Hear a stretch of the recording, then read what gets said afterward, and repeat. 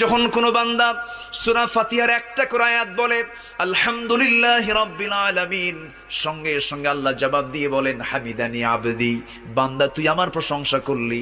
আর রহমানির রহিম যখন বলে আল্লাহ বলেন আসনা আলাইয়া আবদি।